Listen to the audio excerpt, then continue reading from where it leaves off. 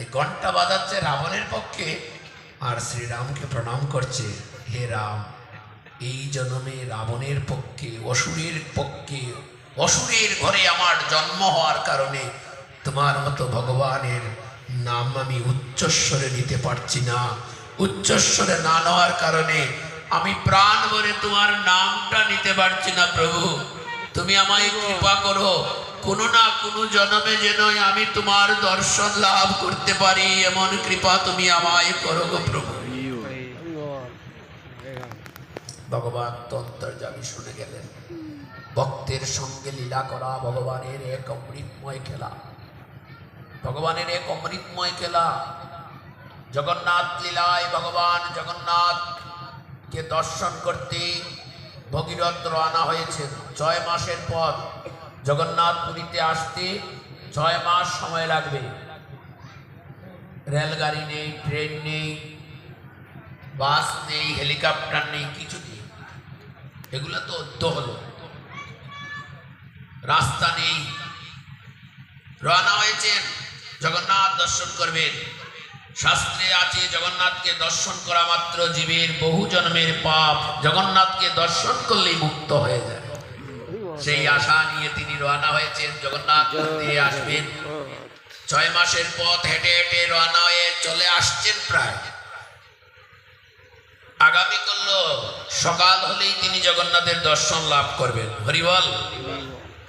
এই রাত্রেই জগন্নাথ প্রধান পুরোহিত, প্রধান পান্ডাকে স্বপ্নে দর্শন দিলেন।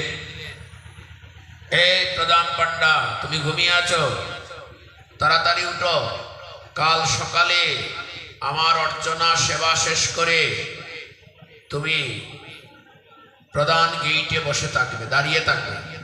বলে কেন? বলে আমাকে দর্শন দেওয়ার জন্য এক ভক্ত আসতেছে। তুমি তাকে বলবে আমার মন্দিরে উঠতে পারবে না, আমার দর্শনও পাবে না। প্রধান পান্ডা বলছে, জগতে শুনলাম ভগবান, তুমি ভক্তের ভগবান, তুমি অভক্তেরও ভগবান।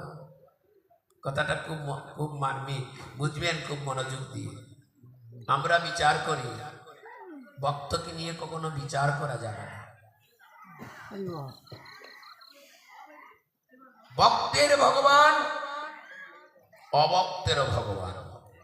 এই জন্য প্রত্যেক ভক্তের সম্মান যদি আপনি দিতে পারেন, তাহলে আপনার বৈষ্ণবের খাতায় নাম উঠবে। হরিবল।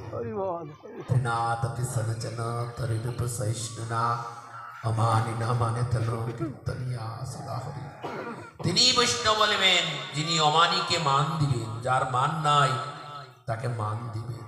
কিন্তু আমরা পারলাম না, আমি পারলাম না, কারণ অভিমান অহংকারে আমার দেহটা পরিপূর্ণ। অহংকারকে বিদায় দিতে পারলাম না, তো তাই আমি ভক্ত চরণে মস্তক। যতক্ষণ পর্যন্ত তুমি অহংকারের পতন না ঘটাতে পারবে, ততক্ষণ পর্যন্ত গৌর গোবিন্দের কৃপা তোমার হবে না। এই